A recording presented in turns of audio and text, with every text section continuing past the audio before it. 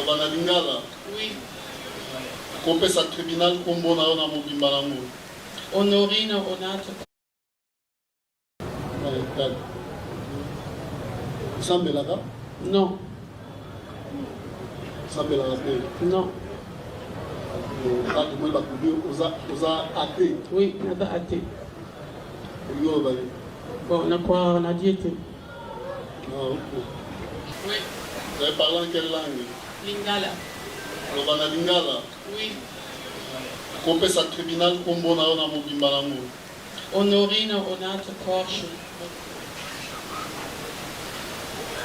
Rozongela? Honorine Onate Porsche. Mais le monsieur tout à l'heure, il peut nous En fait, nous avons le bâtiment qui est dans la passeport. Nous avons le bâtiment qui est déjà dans la passeport. Ok. Au Botami Wapi?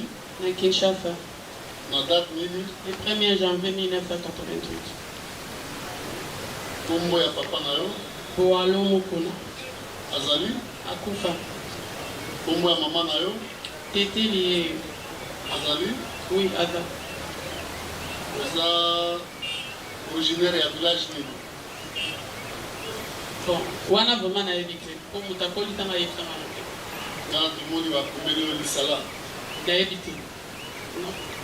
Yo no pesa ki bango? Non, na pesa bango te na évité bango na évité. Ah, tumoni originaire ya lisala, secteur bapesi te, territoire bapesi te, province bapesi te. Oza moto ya province nini? Na évité. Soki oyebi village te de province. Na évité na kenda 3 mois moke na évité.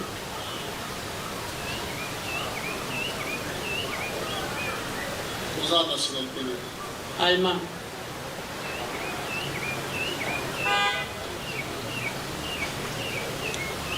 Oza allemand d'origine congolaise. Oui. Ça. Oui.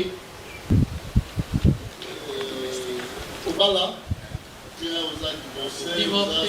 Célibataire. Divorcé. Oza divorcé. Dans la commune de Bino, nous sommes pour une force. C'est-à-dire dans la tribunal de force. Non, en fait, n'a pas là un système de traduction. Après, Simba Titoka, on a pas mal. Quand on a écouté l'Oubien Congolais, Congolais à Braza. Congolais à Braza. C'est dans la vidéo. Oui, tout de suite. Oui. Dans la body 4. 4. Vous semblez là-bas? Non. Vous semblez là-bas? Non. Vous avez athée? Oui, on a athée. Bon, on a diété. Ah, ok. Tribunal a gagné par ceux qui vous avez de la traduction directe aux Okiango. Oui, on a pas. Est-ce que vous avez fait le tribunal de Boussamba Lelo? Oui. Vous avez qui est Mokona Bango? Oui. Là, c'est dit régulièrement saisi à votre égard. Vous en avez avocat là? Oui. On a Koyibaka na Mandoki. Yonde Ozali Okolo Lingomba, bengi yo leader, chef de bande de yo.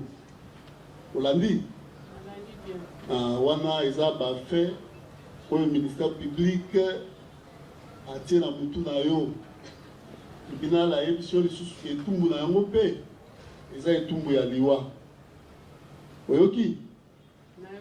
Voilà, wana eza pona oyo etali yo. Ceux qui t'ont vu, Batikali, à la différence, Nayo, Oyo Atieli, terrorisme, Baoyo Dios Batikali, ministère public Azola Nabino, pour un vol à main armée dans l'association des malfaiteurs. C'est-à-dire que chef de bande Nabino, né Honorine. Hein? Et puis, Bino, le monaye pour y baki 10 500 $ américains pour la société Raobank pour la victoire. Et puis, la Lingomba, notre l'association des malfaiteurs, pour la carte de Lingomba, pour ça, la bino la Lingomba, ils allaient pour la Koyibaka na Mandoki. Donc, pour la bino Boutikali et Tumbu, la bino Pesa et Tumbu ya liwa Olandi, les autres prévenus, et les policiers, vous avez dans ma solo, vous avez l'explication de. Il faut vous avez attentif. Bon, moi, il a vu en dépend. Vous avez la distraite. Mais si vous samba, vous avez un moyen de défense, au tribunal, la décision à poser. Si vous avez emporté ici, vous l'avez dit, association de malfaiteurs pour la main armée, chef de bande, prévenu Honorine. Vous voyez qui? Voilà, même à la temps où le colonel a vécu dans le dossier à tribunal. Awa, Kolongola wana, tout le monde, biloko, objet saisi, présent bagant. Oui, ça, ça va bien. On a ministère public né à l'objet de Canada, dans les enquêtes de dossier. Et ça, ça va bien pour opérer. Kota, baga ya moyo. Baga, oyo na pas objet saisi, bazo qui en pas ya prévenu Honorine, chef de bande de la Bino. Oyo ça va bonnet na ya lataka. Tout azo kagoulé, noir à lati, bokoti pour la opération. Oyo pe, ndenge moko, ceux qui ont attaqué moko, ceux qui ont kaboula kande, to koye bakaka awa. Le ministère public a voyé sa biso, tango. Arme abino, ogo opéra kanango, yango, wana, tomoni pe ba masasi, je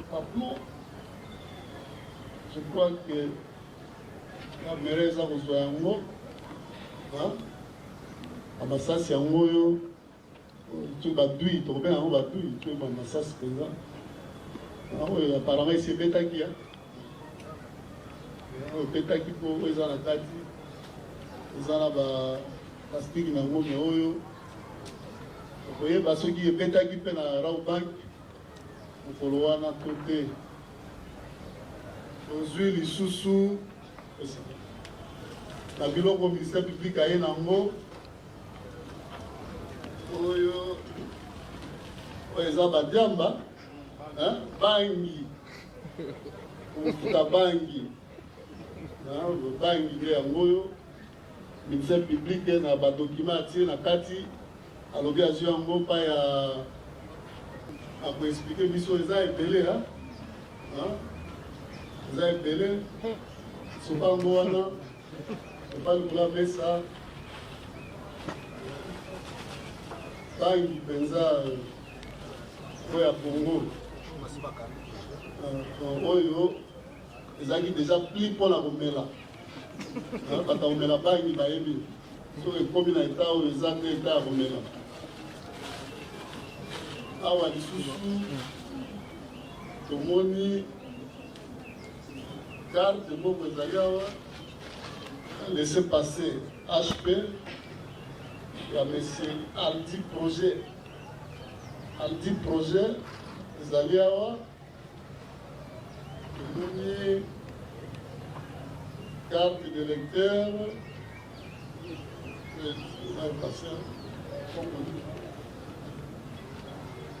carte de lecteur elongi kaka ezomonana me auditeur akoyebisa biso soki eza ya nani tomoni mpe passeport yango oyo oyo ya Honorine okovotu te oyo aza allemand te aza allemand passeport na yango oyo mpe emonani ezali awa toza na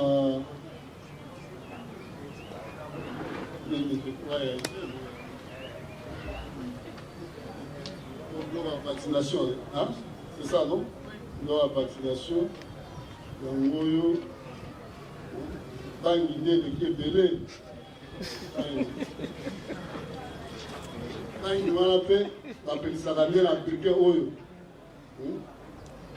na groupe na bino opeli bangi wana te nde azoloba opelisi na mokuse tu n'as pas dit pourquoi ça il faut tribunal. Vous avez été voilà pour payer ça va moyen de défense de bidon par rapport à fait dengue auditeur à bino il faut tribunal. Y a-t-il des préalables avant d'entendre le fond de la présente affaire? Mais c'est l'organe de la loi.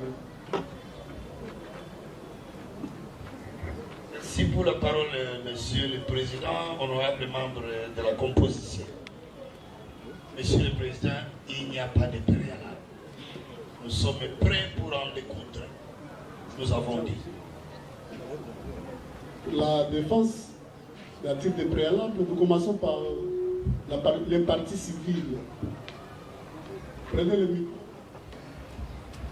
Monsieur le Président, Messieurs les membres de la composition, Monsieur l'organe de la loi, la partie Raobank qui venait de s'être constituée partie civile a suivi avec attention soutenue les préventions mises à charge des prévenus ainsi que les objets ayant fait l'objet de saisies. Cependant, la partie Raobank voudrait vous exprimer une demande pour bien organiser sa défense. Elle devrait avoir à accéder au dossier physique du ministère public afin de la permettre de bien organiser sa défense à armes juridiques et judiciaires égales. Sur ce, elle postule à une remise à la huitaine pour pouvoir procéder aux devoirs évoqués. Votre honneur, en complément à ce que venait de demander le confrère, le dispositif restant par ailleurs le même pour nous, la société Raobank SA estime qu'elle pourrait avoir des éléments tout aussi probants à verser à devant votre tribunal et qui pourraient très utilement contribuer à l'instruction.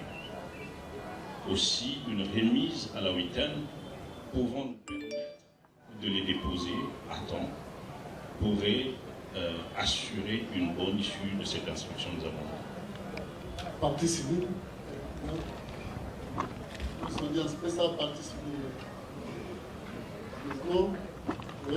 Monsieur le Président, la partie Bijou Bidor, émettant dans les mêmes zones d'onde que la partie civile Raobank, réitère également cette demande, d'autant plus que ce n'est que hier que nous avons appris, d'ailleurs par la voix des ondes, et je pense que les greffiers ici présents nous a vu courir, juste ne serait-ce que pour avoir le numéro du dossier, et l'on n'a pas pu accéder au dossier pour permettre d'engager la défense pour les intérêts de notre cliente. Voilà pourquoi nous réitérons la même demande et faisons un même corps quant à cette demande. Vous là, c'est quel pour le peuple. Commençons par vous. Merci, Monsieur le Président, pour la parole. Mes clients ici présents, Ingambo et Katompa, sont poursuivis pour des faits graves. Et à ce jour, nous n'avons pas encore eu accès aux éléments du dossier du ministère public. Raison pour laquelle, Monsieur le Président, pour une justice équitable et pour assurer correctement leur défense, nous sollicitons par devers vous une remise à la huitaine. J'ai dit, Monsieur le Président. Merci. Oui, on évolue. Merci, Monsieur le Président. C'est toujours pour le compte de Madame Honorine. Président, nul n'ignore que Madame Honorine a doublement des dossiers. Nous sommes vraiment trop surchargés, donc je réitère aux demandes des confrères, malgré dans d'autres contextes, je ne suis pas d'accord avec eux, mais pour la remise, nous sommes tellement d'accord et la descente, voilà. Vous allez nous permettre pour que l'accès soit au dossier du ministère public, pour que la défense puisse bien se préparer. Parce que votre dossier, elle est tellement grave avec les faits et les infractions que vous avez évoquées. Voilà pourquoi nous demandons une remise pour bien nous préparer qu'à danser, je vous dis. Je serai compléteux. Merci beaucoup de la parole que vous nous accordez, Monsieur le Président. À ceux qui... Monsieur le Président du tribunal militaire de garnison Kinshasa-Gombe, mon major, l'audience de séjour est suspendue. L'audience de séjour est suspendue et reprendra le mardi 28 octobre 2025 à 9h30 à ce même lieu. Les prévenus sont remis à la disposition du ministère public. Félicitations pour la prestation. Armes au pied, repos. En ordre, mon major.